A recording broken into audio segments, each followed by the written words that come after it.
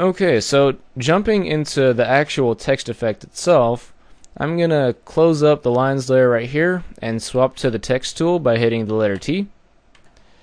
And let's click and we'll make it maybe 300 pixels big. And we're just going to do the word Astonish. And my words are pretty close together for some reason, so we're going to highlight them all by double clicking. And if you go to window character, it should bring up this little character menu over here and change the AV to -50, and we'll close that back up, and you see the letters are kind of squished together a little bit. And just to show you a little before and after, if you put this back to 0, you can see that this is what Astonish normally looks like when it doesn't have the letters squished together. So we're just gonna squish them together just a little bit. That was a little too much. Let's make it -25 just to squish them together a little bit.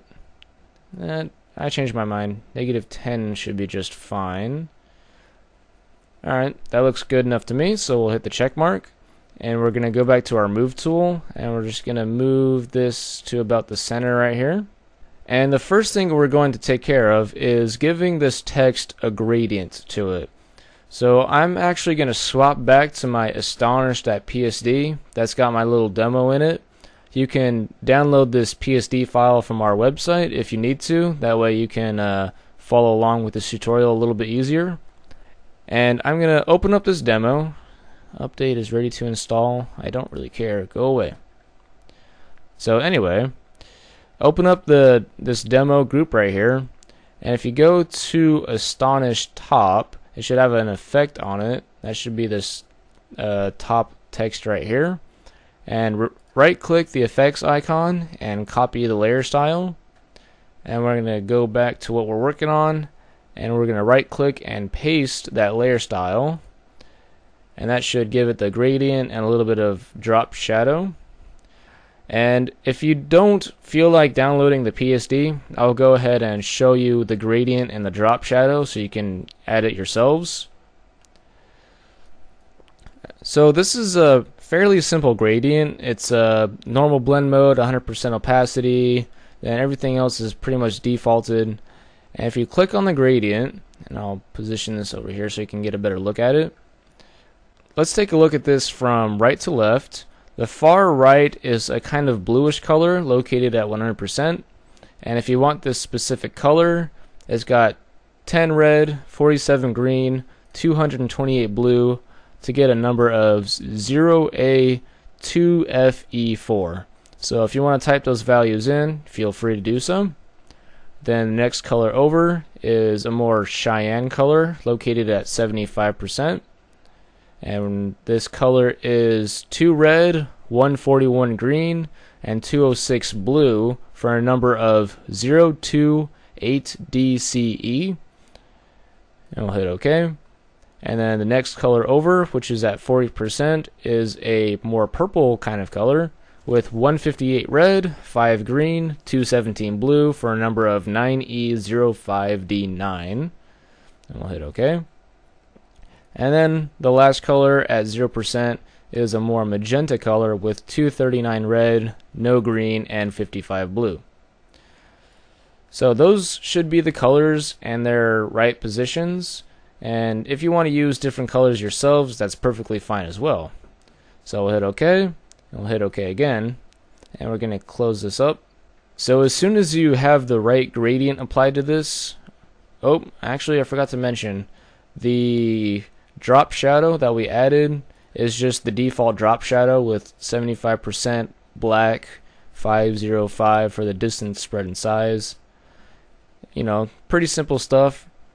And so as I was saying, as soon as you have the gradients and the drop shadow applied, we're going to go ahead and duplicate the Astonish layer by hitting Command or Control J, depending on whether or not you're on a PC or a Mac. We're just going to drag this below Astonish, and we're going to call this just Astonish bottom. Keep it simple.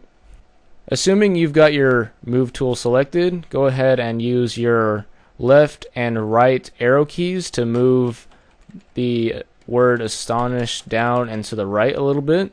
And when it's at a distance that you think is pretty good, go ahead and double click the effects icon on the Astonish bottom layer. And you're going to turn off the drop shadow. Oops, I turned it back on. Go ahead and turn off the drop shadow and then go to the stroke. And this should be the default right here, but we're going to change the fill type to gradient. And then you get this little bit of a different fill type down here. We're going to change the angle to 90 degrees, and we're going to change the scale to 75%. And now we're going to change the actual gradient itself by clicking on it, and then change the black to a red, change the white to a red. So the next thing we're going to want to do is make it fade from see-through to red back to see-through. So in order to do that, we're going to click this icon right here. We're going to change the opacity to 0%, and we're going to click on this icon over on the left and change that to 0% as well. But as you can see, that just makes everything see-through. So we're going to click right above here where it makes a little hand icon right here. I'm going to click and drag it to about 50%. See, location 50%. And we're going to change that opacity to 100%.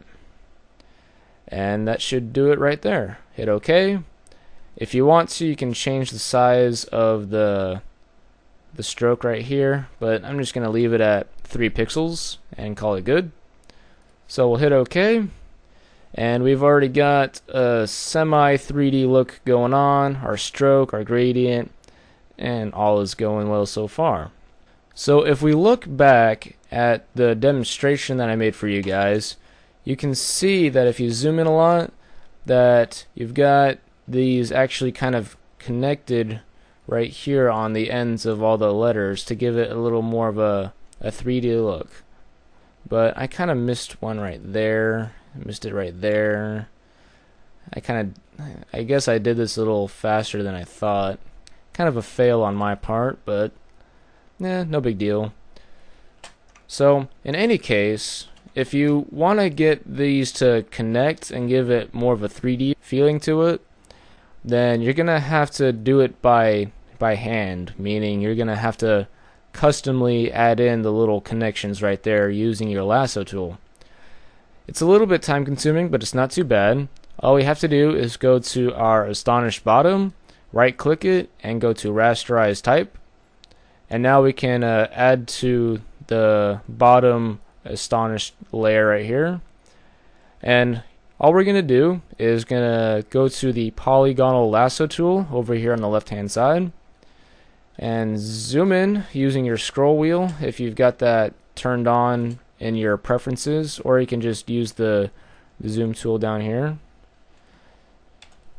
So anyway, you're just gonna zoom in a lot so you can see what's going on, and if you see a solid color, click in the bottom left hand corner of it and then do the same thing over here, bottom left hand corner of this solid color, then go back and select it, and then just use the space bar to pan on over to the next part that you need to connect.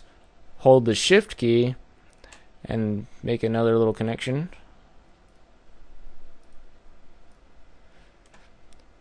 Pan on over, and you're pretty much just going to do this for every single piece that you want to connect and have that 3D look to it.